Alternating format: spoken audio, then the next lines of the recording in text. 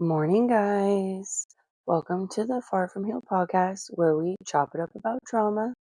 Not everyone wants to talk about their trauma, so I'm here to talk about mine.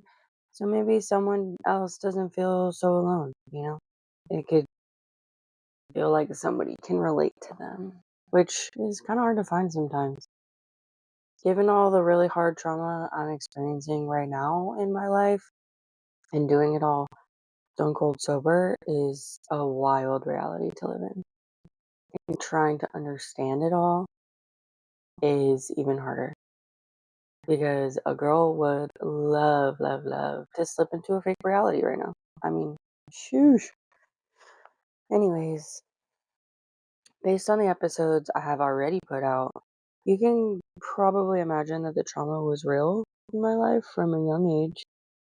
I mean, does every kid know how to handle the pain and the trauma they experience?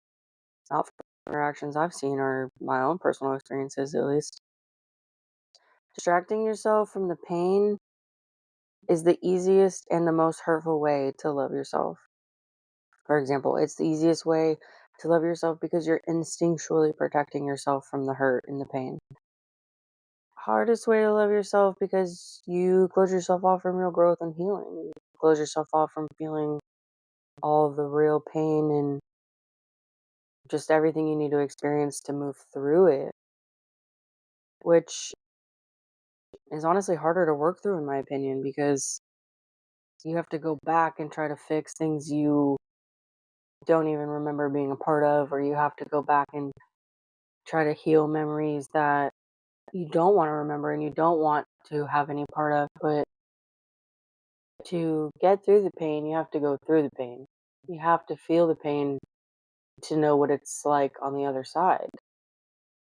And that's just me speaking from experience. And that's all I can do, really. I'm just out here sharing my story and my life and my pain to hopefully connect with the next one. And growing up, you don't really consider it distracting your brain from trauma, quote unquote. You just consider it dealing with the pain. You just think you are doing what you need to do to get through it, honestly, right? Like it's none of it's intentional, it's just in the moment. I mean, this is how I saw it. I'm sad, let me drink. I'm abandoned mentally, let me take a pill and drown it with liquor. My whole life was falling apart. Let me just get really high, really quickly. No big deal, right? Wrong.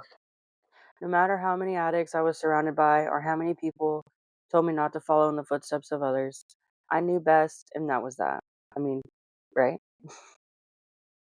Found out that that was something I should have cared a little bit more about in my later years because I'm really going through it now. And I do wish that younger me had an outlet that I do now, had a voice that I do now, had the spine that I do now.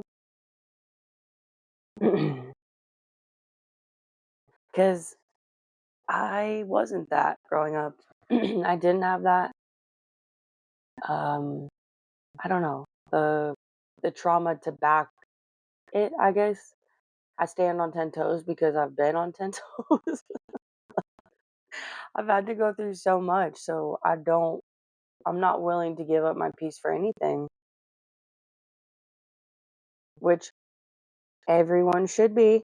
Everyone is that girl, is that guy, and everyone should be holding themselves to that level of confidence that you can get through anything, that you can do this and you can do that because girl, you are it. And that's period. The quote of the century. God sends his toughest battles to his strongest soldiers. Um, let's be real. I didn't have to go to war with myself every day. So, just desperately trying to change my perspective a little bit. My whole life has been a battle of the ages. I think I'm just ready to go into my old man era. Because being an adult is hard enough in itself. And then you add childhood trauma, just good old adult trauma. What do you have left? You have the shell of what you were and a million questions. Looks around. Because I know they did not leave me in charge of healing the shit I did not cause. I mean, let's be so real. Today marks the day that I'm completely sober off everything. Dealing with the trauma is my only option. Well, my only healthy option. I think after distracting the pain instead of dealing with it, sober should be the only way I deal with it. I need to learn to love myself again. I need to learn to accept the pain and move on from the pain because I can't control the pain. I can't control all the things that happened to me. I can't control all the things I didn't do about things I should have done about. I cannot deal with the what ifs and the whatevers. Like, I love facts. I like to keep it real and deal with the stuff as it comes, and like I mentioned, I am going through a lot right now in my own adult life, and that's neither here nor there, right? Because everybody's going through something. Everybody's got something going on in their head. Everybody's got something going on in their life. It, I am finally choosing to put myself first. I'm finally choosing to put my pain first, my healing first, my growth first, my everything first. Because my whole life I haven't. I mean, I grew up watching a people pleaser. I grew up watching somebody always putting everybody before them. I watched my mom do everything.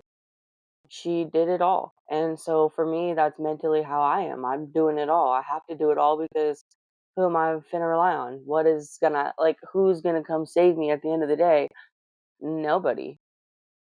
I mean, and that's quite obvious. Like, I have to figure things out by myself. And I mean, so do you. So does everybody else. Like, but how much easier is it to rely on a drug, to rely on alcohol, to rely on this, and to just lose sight of who you're trying to become? And I think at the end of the day, if any of you guys listening can take anything from this, feel the pain. Feel the pain. Don't hide from the pain. It's just not worth it. In the long run, you'll be going back trying to figure out how to heal things that you don't even remember happening. And